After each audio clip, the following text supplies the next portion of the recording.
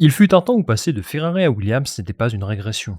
Par exemple, la légende Alain Prost nous l'a prouvé en 1993, puisqu'après avoir passé une année en dehors des circuits de Formule 1, il a décroché là-bas son 4e titre de champion du monde. Mais même dans ses rêves les plus fous, Carlos Sainz n'envisage pas un tel scénario. Il le sait, il sera quasiment impossible de remporter des victoires à nouveau cette saison. Car en passant de Ferrari à Williams, il connaît peut-être l'une des pires régressions d'un pilote ces dernières années. On peut sans doute comparer ça au transfert de Bottas en 2022, puisque partir de Mercedes pour aller chez Sauber, ce n'est pas folichon non plus. S'il l'avait pu, Carlos Sainz n'aurait pas signé chez Williams. Mais il avait face à lui une situation très délicate. Ferrari a privilégié Hamilton et Leclerc, ce qui peut se comprendre. Mercedes, Red Bull et McLaren ont des projets différents, et les opportunités pour lui se sont donc retrouvées en deuxième partie de tableau. Après des mois de négociations avec entre autres Alpine et Audi, il a finalement privilégié Williams, qui vient de terminer 9e au classement constructeur. Et on est en droit de se demander s'il a vraiment pris la bonne décision, car depuis quelques années, Williams stagne fortement. Et pourtant les amis, c'est une équipe qui m'intéresse beaucoup. Et j'aimerais discuter avec vous aujourd'hui de ce que souhaite mettre en place James Vowles, le patron de Williams. Il est extrêmement ambitieux, et le recrutement d'un pilote comme Sainz atteste qu'il souhaite faire passer son équipe dans une nouvelle dimension. Mais jusqu'où peuvent-ils aller ? Williams est-elle seulement une écurie de passage pour Carlos Sainz, en attendant qu'un poste un peu plus huppé se libère la saison prochaine ? C'est ce qu'on va tenter de comprendre aujourd'hui. Et pour commencer, il faut regarder ce qu'ils nous ont offert en 2024. En quelques mots, 2024 a été très décevant. Décevant statistiquement d'abord, puisqu'ils sont passés de 28 points en 2023 à 17 en 2024. Ce n'est pas une grande différence, mais on s'attendait tout de même à une petite progression par rapport à l'exercice précédent. D'autant que 2023 avait été plutôt prometteur, avec une belle régularité en fin d'année notamment. Ensuite, cette saison a été décevante en termes de bilan financier. Williams a terminé 9e, et donc obtenu une somme d'argent sensiblement moindre par rapport à l'année précédente. Surtout, c'est de très très loin l'écurie qui mène le championnat du monde des destructeurs. Vous savez, ce classement qui détermine quel pilote et quelle équipe ont le plus fait de casse. Alors ce classement ne dit pas toujours toute la vérité. Par exemple, je crois que Carlos Sainz avait fini 2e en 2023. Mais il faut savoir que la moitié des dégâts provenaient d'une vieille plaque d'égout qui s'était détachée en essai libre à Vegas. Mais dans le cas de Williams, eh bien c'est difficile de les défendre. Non seulement leurs pilotes sont partis à la faute beaucoup trop de fois, mais il y a également eu des problèmes mécaniques qu'on peut largement attribuer à l'équipe. On se demandait même s'ils auraient les ressources pour terminer la saison. Et Colapinto et Albon ont parfois roulé avec de très vieux outils. Enfin, la saison a été décevante d'un point de vue managérial. Il faut le dire, James Vowles a pris des décisions qui ont largement handicapé son équipe. Premièrement, au départ, il a décidé de conserver Logan Sargent. Et ça, visiblement, ce n'était pas une bonne idée. Ensuite, lorsqu'Alex Albon s'est crashé violemment à Melbourne, il a demandé à Sargent de lui laisser sa voiture. Oui, la décision est logique d'un point de vue comptable, parce qu'il offre à son équipe la meilleure arme pour marquer des points. Mais elle est absolument terrible sur l'aspect humain, et ça a certainement détruit la confiance de Sargent. En vrai, tout le monde sait que Sargent ne méritait plus d'avoir sa place en Formule 1, mais j'ai trouvé les déclarations publiques de Vowles un cran irrespectueuses pour lui. Alors qu'il était encore sous contrat, il disait devant les micros que son objectif numéro 1, c'était de signer Sainz. En vrai, c'est juste un détail, la Formule 1 est comme ça. Et évidemment qu'il n'y a pas photo entre Sainz et Sargent. Mais bon, il y a plusieurs façons de faire, et à mon avis c'est dommage d'en être arrivé là. Mais pour reprendre les mots de James Vowles, 2025, c'est désormais une page blanche pour eux. Et d'ailleurs, il juge que 2024 n'est pas vraiment un échec, puisque selon lui, il a toujours dit qu'il sacrifierait cette saison, tout comme celle de 2025. Et c'est là que le sujet devient intéressant. Vowles parle de sacrifice en 2025, et je trouve que c'est important de comprendre ce que ça implique. C'est peut-être moins radical que ce qu'on pourrait penser a priori. Disons-le, Williams ne va pas arriver avec une voiture bâclée cette saison. Il faut rappeler que la FW47, leur voiture cette saison, est en préparation depuis plusieurs mois déjà. Le design est gelé depuis novembre et les pièces sont toutes en production. Ce sera une amélioration de la voiture de l'an dernier, qui n'a pas été une si mauvaise monoplace que ça. En revanche, on peut s'attendre à ce qu'il y ait peu d'évolution cette saison. En fait, le sacrifice dont il parle se situe sur plusieurs niveaux. Premièrement, au niveau financier. Rappelons d'abord qu'au 1er janvier 2025, toutes les écuries ont été autorisées à travailler sur la monoplace de 2026. Et ça, c'est un élément clé pour comprendre ce qu'est le sacrifice dont il parle. Cette saison, Williams devra faire un choix budgétaire. Entre choisir de développer une pièce pour 2025 et investir dans la monoplace de 2026, le choix sera vite fait. C'est vers 2026 qu'ils se tourneront.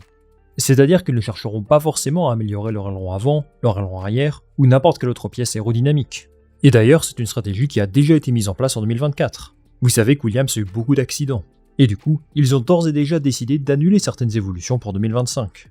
Ensuite, au niveau du personnel, les meilleurs aérodynamiciens de l'équipe sont déjà en train de travailler sur 2026, d'après James Vowles. En clair, ces meilleurs éléments ne se sont pas vraiment concentrés sur la voiture de 2025. Et ça, c'est un pari risqué. Mais c'est une décision complètement soutenue par Dorilton Capital, les propriétaires de Williams. En octobre dernier, plusieurs médias nous dévoilaient qu'un plan de relance avait été initié par les propriétaires. On parle d'un apport de 100 millions de livres supplémentaires, destiné à améliorer les infrastructures et à recruter bien sûr de nouveaux profils. Il y a 6 mois, Williams annonçait le recrutement de 32 ingénieurs, dont l'ancien directeur technique d'Alpine, Matt Harman, mais aussi du personnel très expérimenté en provenance de Red Bull et de Ferrari. Pour une équipe de bas de classement, c'est énorme, et ça nous prouve qu'ils sont prêts à offrir des salaires compétitifs, même auprès des salariés des meilleures équipes. Et d'ailleurs, ils sont passés de 700 à 1000 employés ces dernières années. En parallèle, l'écurie a reçu le soutien financier de nouveaux partenaires, grâce à Franco Colapinto bien entendu. Mais Carlos Sainz lui aussi amène ses propres sponsors, par exemple le groupe bancaire Banco Santander. Williams a également confirmé qu'ils utiliseront des moteurs Mercedes jusqu'en 2030, choix de la stabilité et bien sûr choix budgétaire.